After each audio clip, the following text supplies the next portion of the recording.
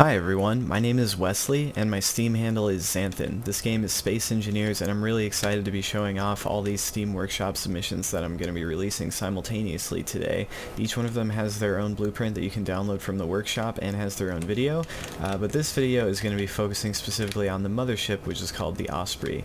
I've put about 250 or maybe 300 hours into this project overall, and I've spent months working on it to try and make an authentic survival roleplay experience that's really practical, has a ton of features, has high immersion, works on multiplayer servers, is airtight, has airtight docking collars and all kinds of other features that I occasionally see on the workshop, but I never see all integrated with each other.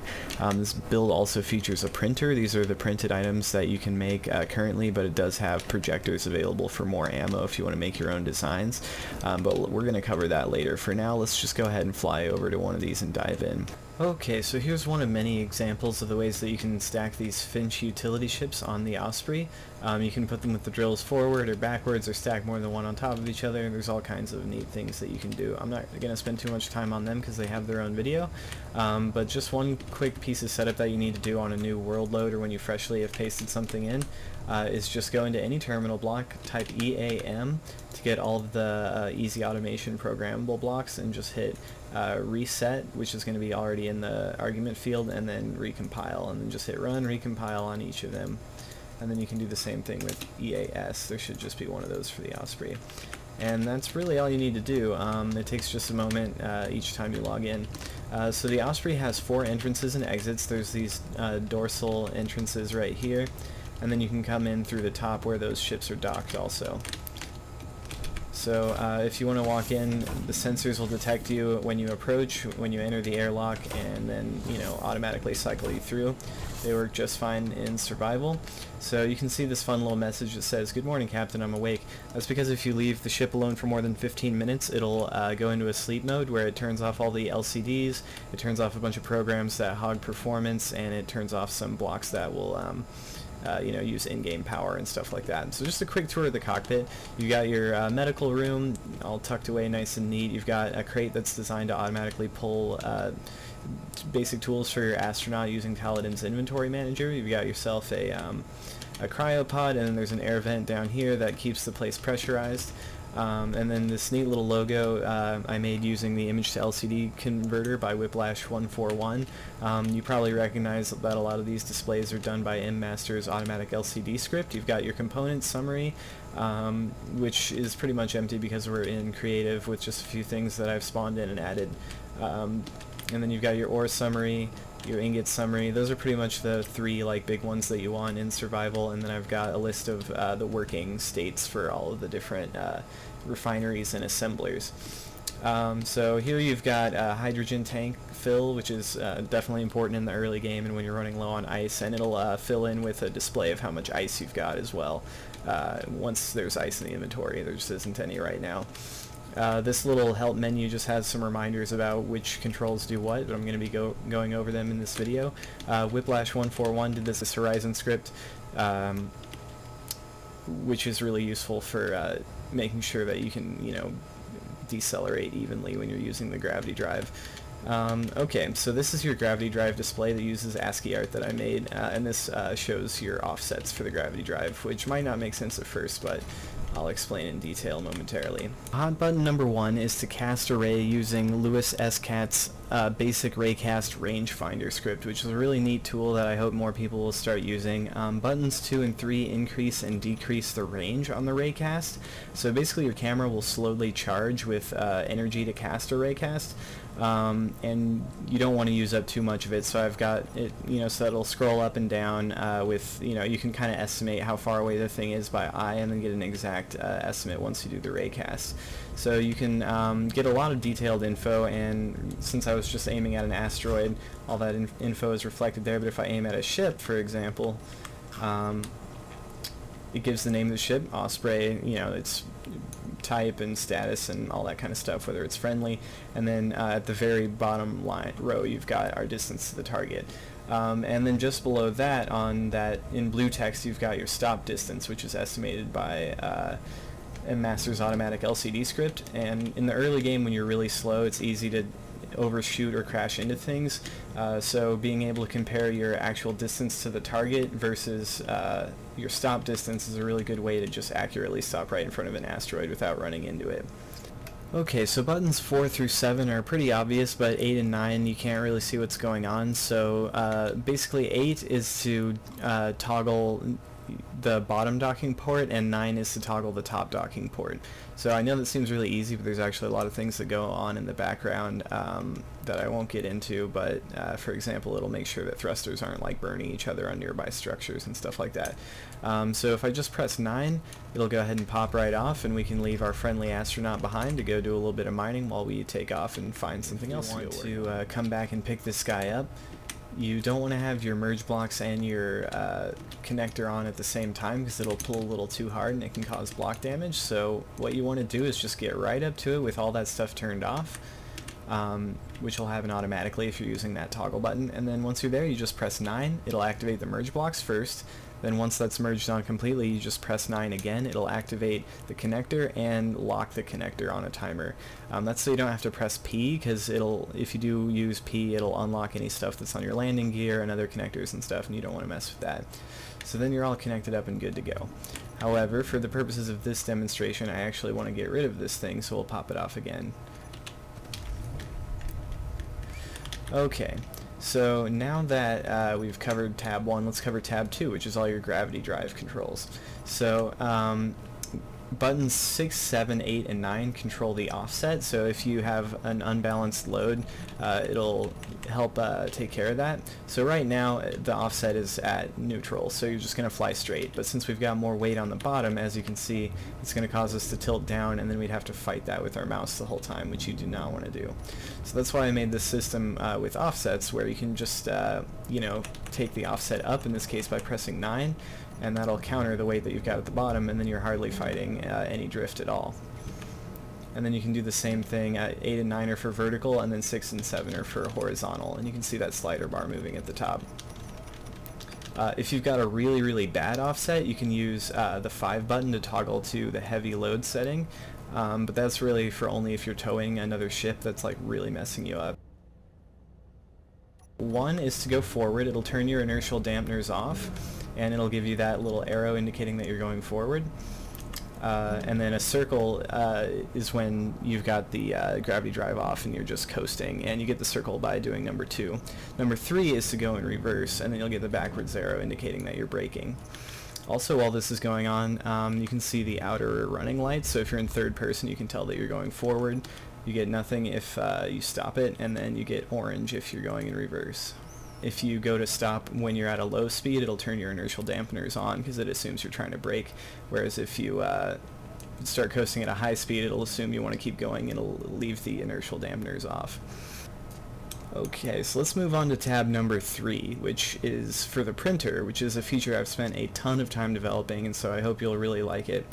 Basically 1 and 2 just scroll through the different items that you can print. Like for example, you press 2 to scroll up, and that'll be option number 1, the relay drone, and you get a list of the blueprint components that are required for the build. So that script is called Blueprint Component Requirements Script by The Phil. It's a really awesome script, and it doesn't have very many subscribers, so I definitely recommend that you check it out. As you can see, I don't have all the necessary stuff to build all these different things, but since we're in creative, they'll weld up anyways. There's a one-time setup for when you first spawn this in. You won't have the blueprints already loaded into these projectors, so all you have to do is take the right blueprint and put it in the right projector. So for example, this feather relay drone goes in printer 1, so all you would have to do is go into the terminal, show hidden blocks, go into printer projector 1, which is right over here. You just go into blueprints, look for the feather, which you can download on the workshop, and then it'll just pop it right back there. The script will automatically align it and take care of everything. Okay, so the relay drone is something that I'm really excited about. It's got its own Steam Workshop page, but I didn't do much of a video on it, so I'll just explain a little bit more as I go here.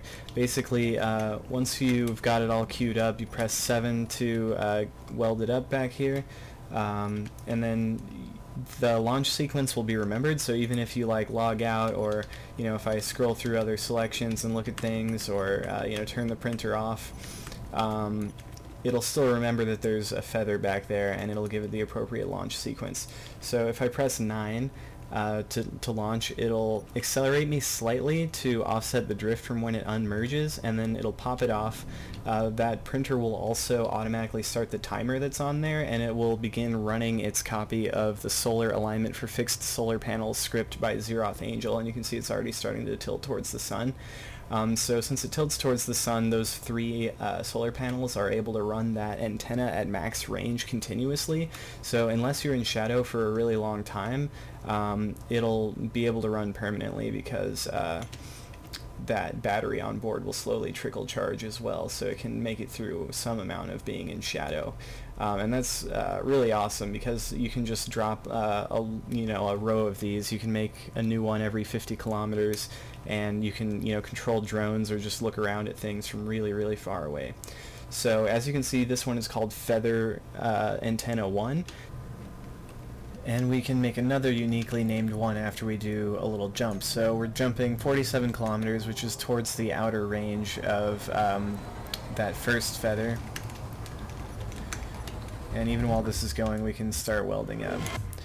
Okay, so now this one's already done because it welds so fast since we're in creative. I'll just hit 9, and bam, off it goes. You can see this one's called Antenna 3. I actually already printed Antenna 2 in an off-take. We can just, jump another 49, kilometers if we wanted. And here we go, blind jump, 47 kilometers, sure. And we'll get started on welding this thing up.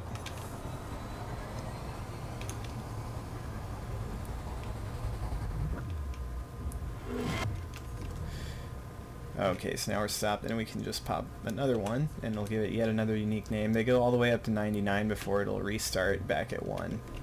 So yeah, there's number 4. And so those are really far away now, but what I can do is just hit Shift K, so take control, and I can press 1 to look in the camera, and I can just freely look around, zoom in on things. And keep in mind that, we're so far away that the ship is basically out of sight. I don't even think I can... It's like the tiniest little speck way out there. So these little arguments here is just to have the script take over. So for example, I want to look around, so I press 2 so that the script will let go of the gyroscope. But if I want to, face it back towards the sun so it doesn't have to work as hard, I'll just press 3, and then the script will take over again, and I can go back to what I'm doing.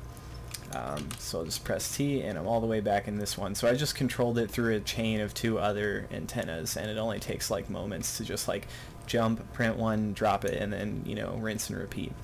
And then while I'm here, I can scroll through all these other designs, and you can kind of already see this in the separate video for that, but pretty much everything has its own launch sequence. Like those decoys, we don't want to do anything fancy, you just want to drop them and go. And then for these gravity torpedoes, you'll get your own launch sequence for that where it flies off. Some of these are actually really, really destructive. They have their own videos, but the last one, the Beak, can pierce over 100 layers of heavy armor all in a row. It's pretty awesome. But you can go check that out in the video. That'll be linked in the description for this one. You've also got helpful error messages, like it says, "Anything else, Captain?" But then if you try and weld and there's nothing there, it'll say no blueprint, so the weld failed. Or if you try to launch when there's nothing there, it'll say printer empty, launch failed. That kind of thing, just to help you from getting confused. And you can do all this from the cockpit without using third-person view at all as well.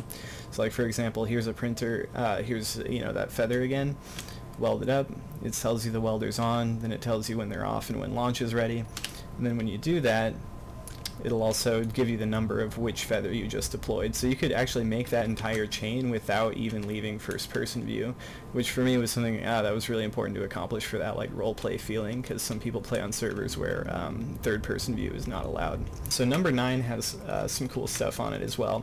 You've got toggles for several of the programs, but the main meat and potatoes back here is when you press number 9, you get a diagnostic view of, it'll basically show you all the things that all the components that are missing to repair the ship, and it'll also give you this fun little diagnostic readout, which, if you're not familiar with this already, is Phil's ship's diagnostic script by Philip.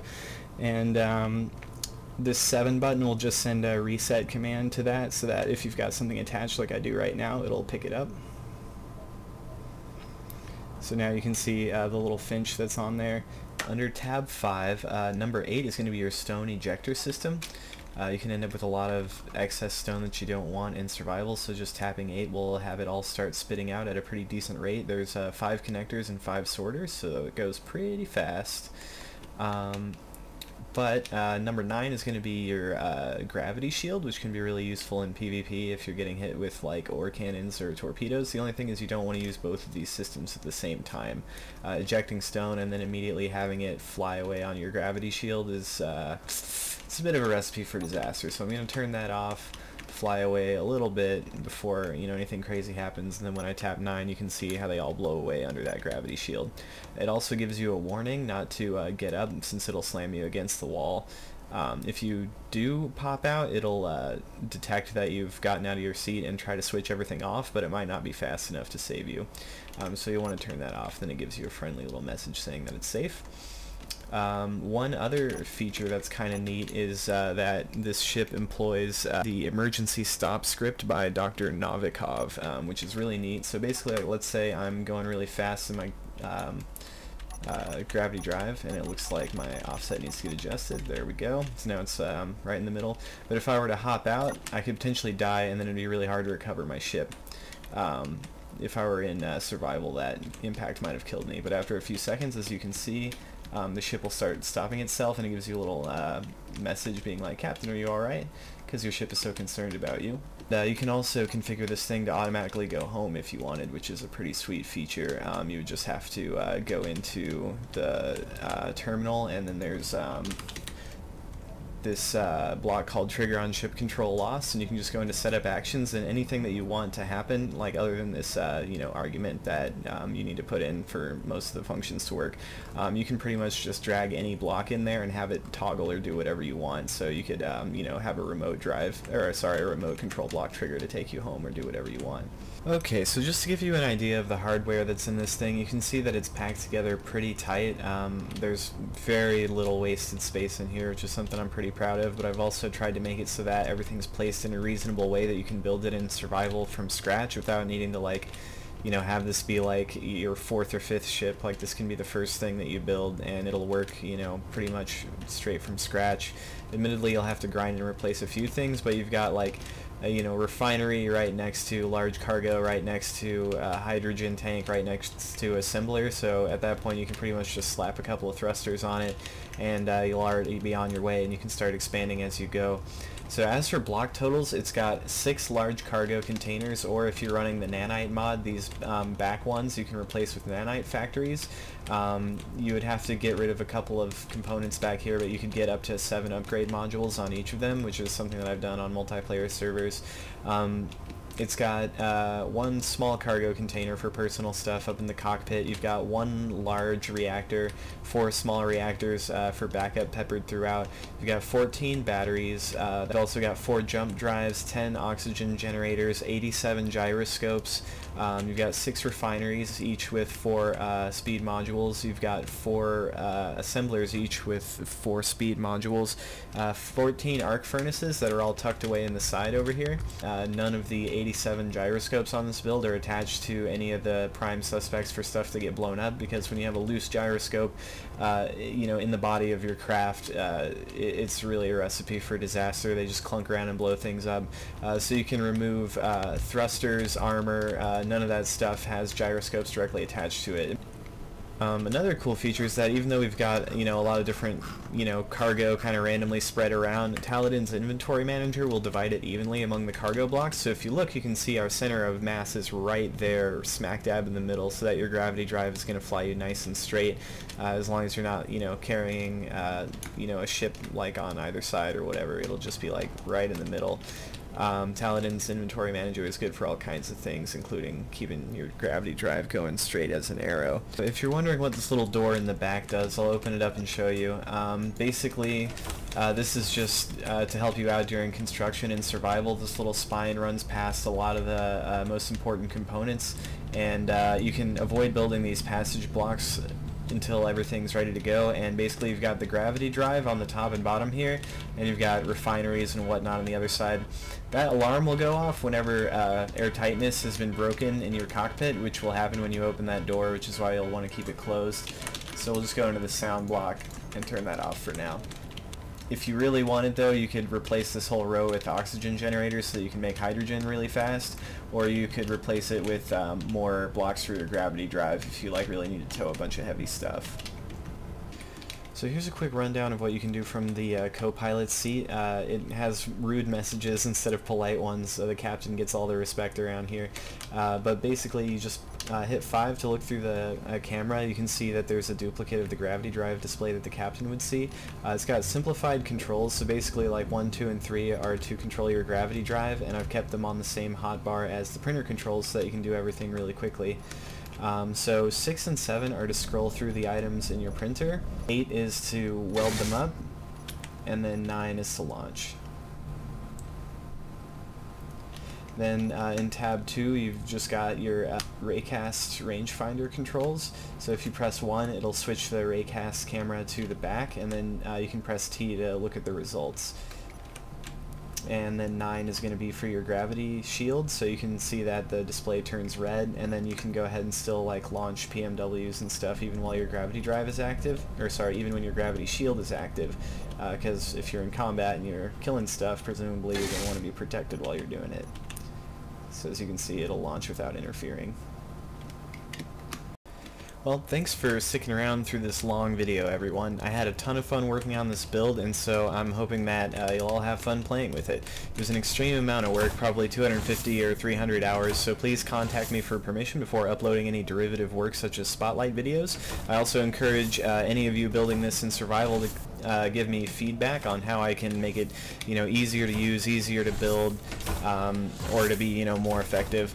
I'm also, open to any feedback regarding support craft that I can use to increase the versatility of this build, and I can make the next iteration even better. So thanks again, everyone. Again, my name is Wesley, and my Steam handle is Xanthyn. I hope you'll consider giving me a thumbs up on the workshop if you enjoyed this, and thanks again for watching. I'll see y'all next time.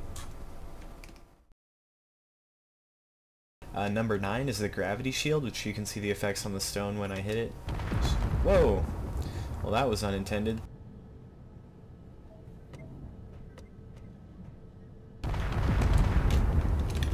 Holy shit.